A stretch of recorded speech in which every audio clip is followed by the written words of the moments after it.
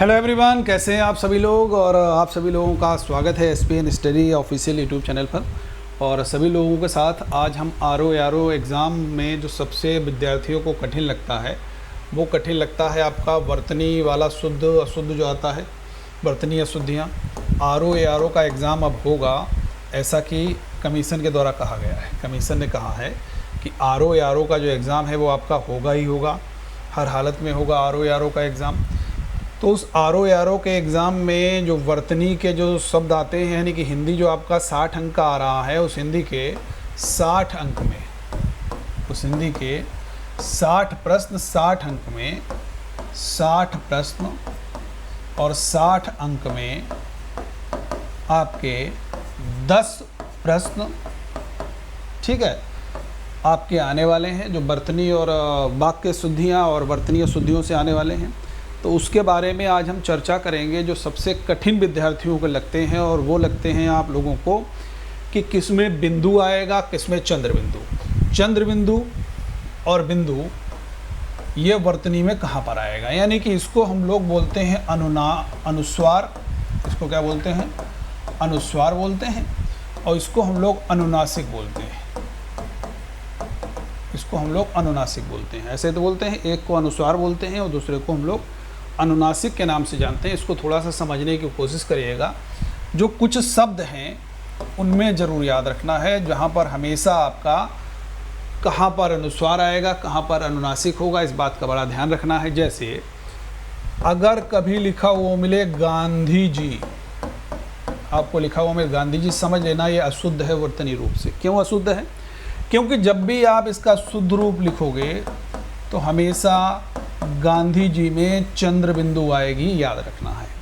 अगर कभी लिखा हो आँख, अनुस्वार लगा हो, तो समझ लेना वो शब्द आपका अशुद्ध है वर्तनी रूप से। शुद्ध जो होगा वो आँख होगा, शुद्ध जो होगा वो आँख होगा। अगर मान लीजिए एक शब्द लिखा है पहुँच,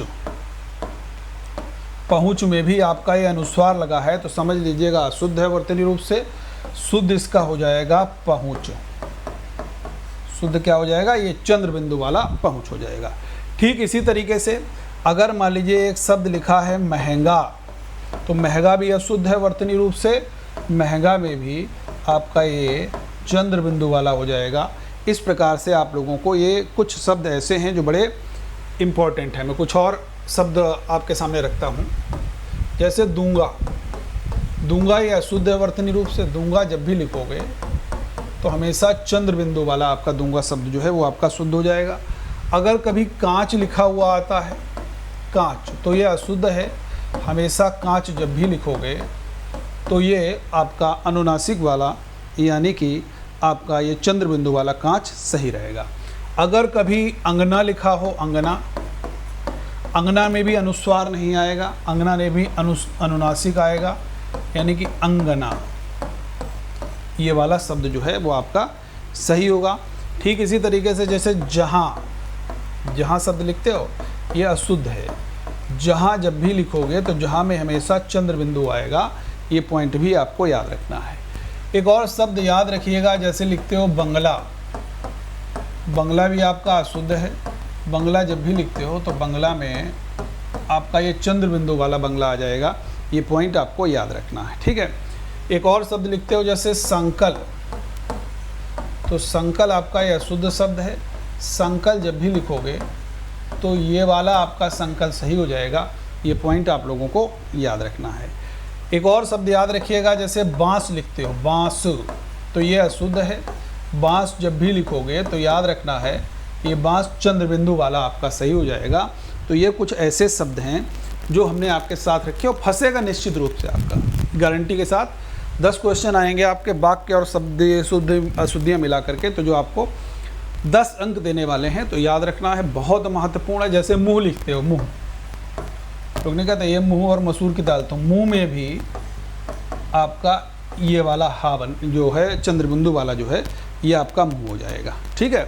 एक और बहुत महत्वपूर्ण शब्द है, उसको भी याद रखना, जैसे पाँचवा, पाँचवा ये वाला सही है। अगर मान लीजिए पाँचवा ऐसा लिखा हो तो समझ लेना ये वाला पाँचवा जो है ये आपका गलत है। अब पाँचवा में यहाँ पर भी चंद्र बिंदु आएगी, यानी कि 2 स्थान पर चंद्र बिंदु होगी। अगर यहाँ पर दोनों पे बिंदु है तब भी गलत है, एक पे चंद्र बिंदु है दूसरे पे बिंदु है तब भी गलत है, यानी कि एक पे अनुस्वार है दूसरे पे अनुनासिक है तब भी गलत है। दोनों में पाँचवा में अनुनासिक ही आएगा। ये पॉइंट आप लोगों को याद रखना है, ठीक है भाई। 1-2 शब्द और मैं आपके साथ डिस्कस करता हूँ, जैसे कंगना। कंगना, तो कंगना ये गलत होता है, ये अशुद्ध होता है वर्तनी रूप से। कंगना जब भी आप लोग लिखोगे तो कंगना चंद्र बिंदु वाला सही होता है, हमेशा याद रखना। ये वाला जो कंगना है ये आपका सही होता है।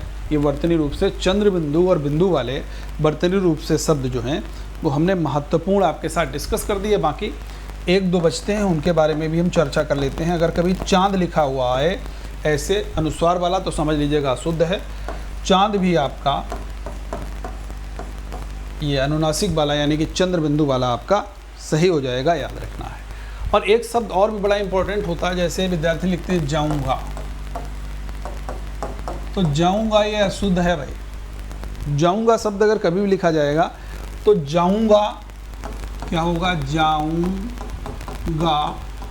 ये आपका शुद्ध हो जाएगा, बड़ा ऊ बनेगा और उसमें अनुनासिक आएगा। ये कुछ हमने आपके साथ शब्द साझा किए, एग्ज़ाम ओरिएंटेड हैं, याद रखिएगा। और आप लोग इसी तरीके से डेली 7 बजे मेरे साथ जीके जीएस की क्लासेस में और डेली रात में 9 बजे आप लोग हिंदी की क्लासेस में जुड़ते रहिए। अगर आरओ या आरओ का एग्ज़ाम क्लियर करना है तो बिल्कुल लगे रहिए हमारे साथ। अगर आप यूपी कांस्टेबल के एग्ज़ाम की तैयारी कर रहे हैं, यूपी SSC पैट के एग्ज़ाम की तैयारी कर रहे हैं, तब भी आप लोग हमारे साथ में यहाँ पर जुड़ सकते हैं। ओके, थैंक यू एवरीवन, जय हिंद। चैनल को सब्सक्राइब जरूर कीजिएगा ताकि आप लोगों के लिए मैं और भी अच्छे वीडियोज़ बना सकूँ। Thank you.